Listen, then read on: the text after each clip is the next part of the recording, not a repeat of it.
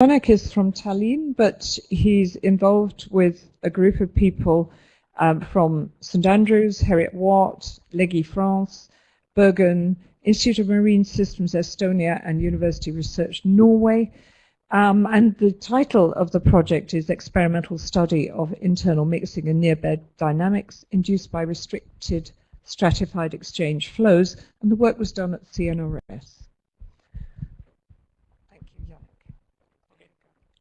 Keep it down a little bit, it doesn't pop as well. Okay. Thank you very much.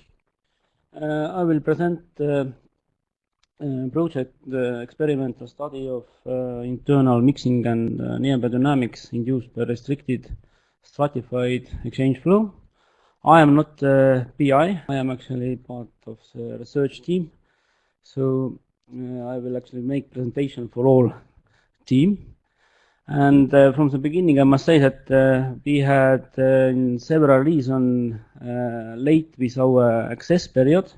So basically, we started in this May, and our this kind of project or CAS period last to a little bit later than mid of July. So actually, I will mostly give this kind of vision on and current status of projects what we have. So it's not possible to move last event, but we need to actually deal with what we have. Okay. And co-author of this presentation is Joel Someria, who is a host of our project in LEGI in France. And now it's the next slide. Here is actually full team who is contributing to our project. Of course, we have different interests, and this can be shared between internal waves, this kind of stratified exchange flows, and also interaction with sediments. So I don't start to actually divide person between interests, but basically this is our team from France, from Norway, from Estonia, and from UK. Yeah.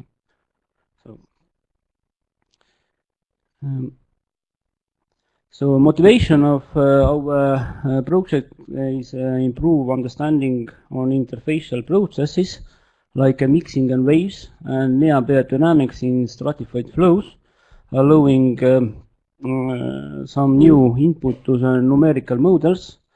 And the main focus was proposed as internal mixing dynamics of dense water intrusions across estuarine obstructions.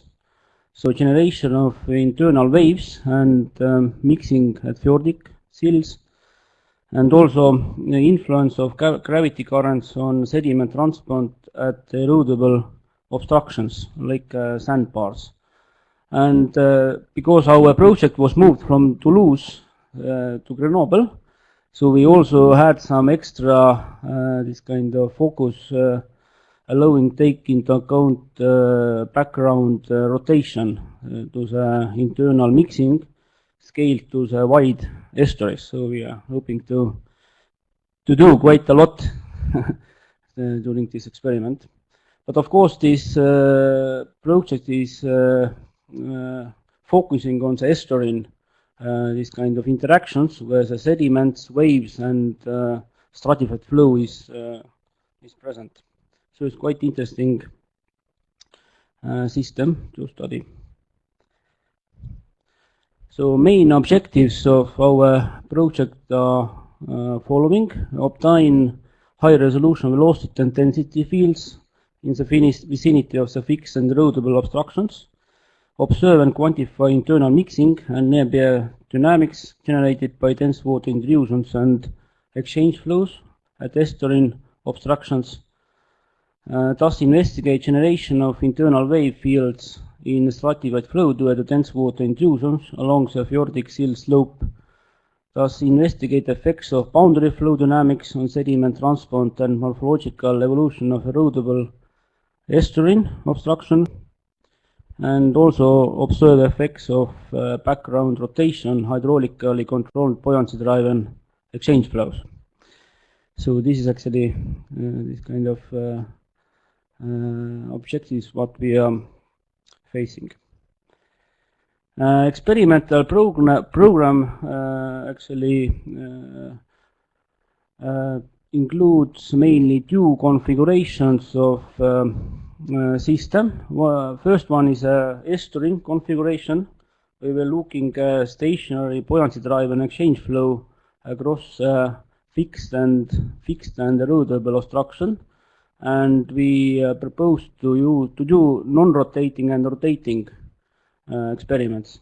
The second one actually is a fjordic condition where we're looking at transient gravity current intrusions across a fixed obstruction into a stratified basin, and here we mostly will focus on the non-rotating situation. And here is also this kind of general layout of our experiment is shown. So basically we have trapezoidal obstruction with length of is a crest length of 2 meters and slope of 1 meter, and from facility we can actually pump from one side salt water to the system, and from other edge or other side we can actually intrude fresh water to the system. So in the fjordic case, basically we focusing only for saltwater intrusions entering to the stratified basin, and in the estuarine case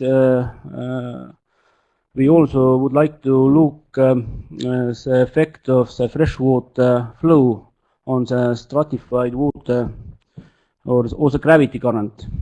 Yeah. So it's general this kind of layout. So research methods, scaled laboratory experiments will do on parametric studies of dense water overflows, parametric studies of exchange flows, sediment motions, and rotating channel flows.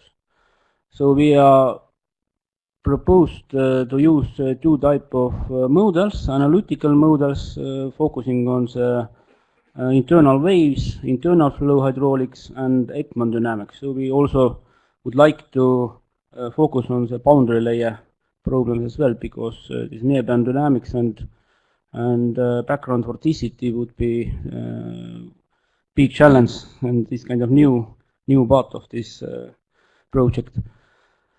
And from numerical modeling, we are planning to use Bergen ocean model BOM, and we have also input from the field survey data taken from the Baltic Sea.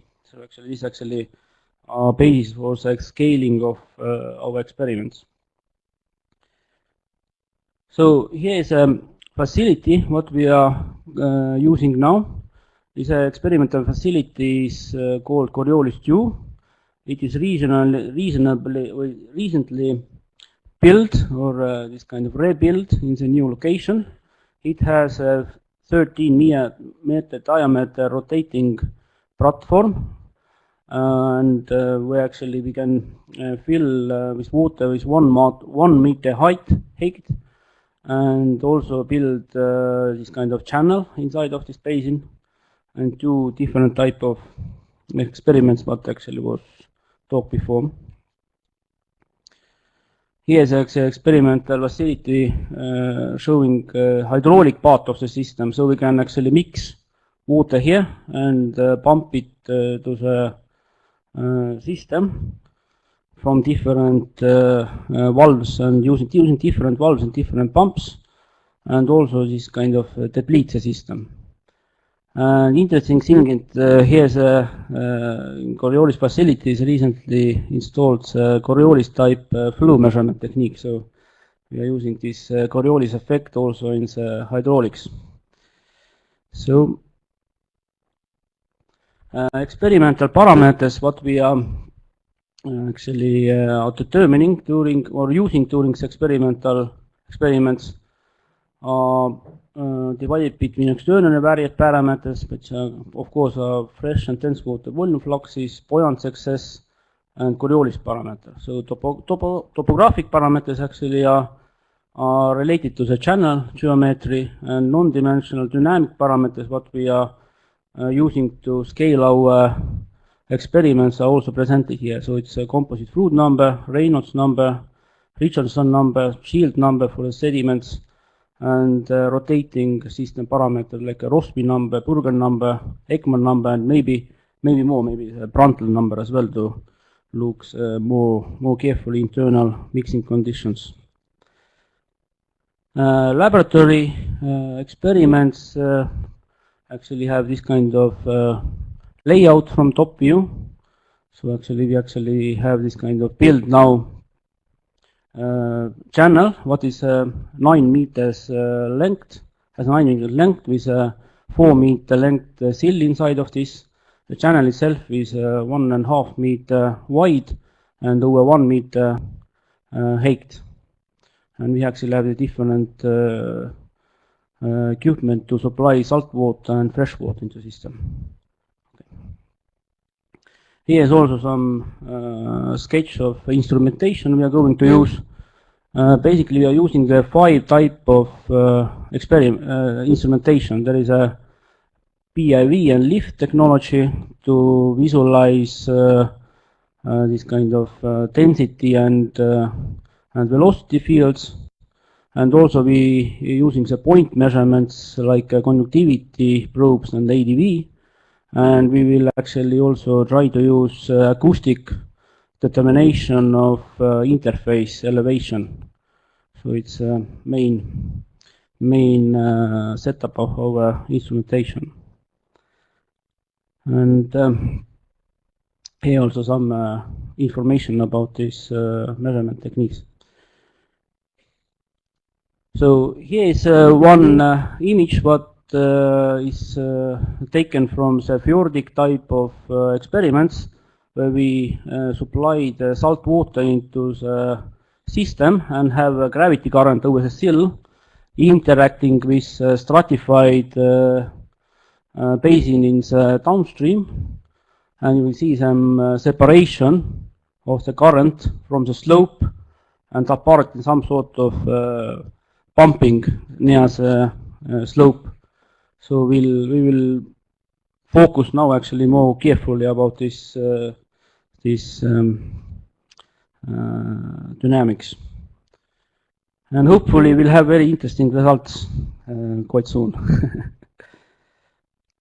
And here's my conclusions. Basically, as I said, our access period is just from the May to July, so our measurements are in progress, and of course these interactions between stratified flow and sediments, we believe is still this type that we can get very interesting information out from the experiments to determine, for example, buoyancy fluxes, mixing efficiency, shear stress, and other interesting characteristics of this type of system. And also we are planning to use this for the advanced numerical model like POM. Okay, thank you for attention.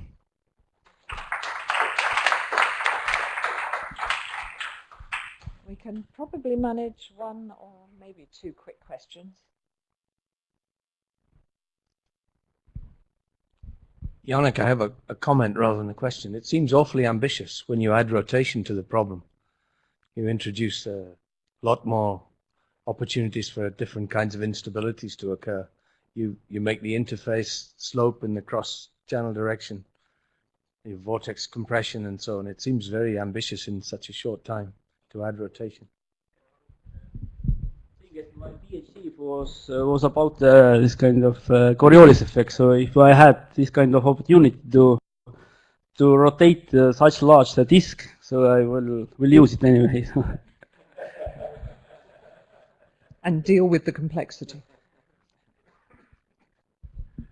Yeah, it's very interesting. I was going to ask about the erodible nature of the erodible bed, and whether suspension is a problem or of interest. Yes, actually, the interaction of this mixing and bed actually was proposed in our experiment this way, that we would like to figure out cases where we have very strong internal mixing, and we would like to see does it have any effect for the suspension intensity. So does these two, sediment motion and internal mixing, have some sort of interaction? But first part of this experiment is supposed to figure out which of runs produce this type of mixing that we can use for the sediment experiment. So it was this kind of proposed idea what we're planning to test. Yeah. So. I think we'll stop it there because we do have to keep to time. And thank you very much, Yannick, for that. That's really interesting, and I think we'll look forward to the results, which are obviously coming on hot off the press now. That's very impressive. Thank you very much.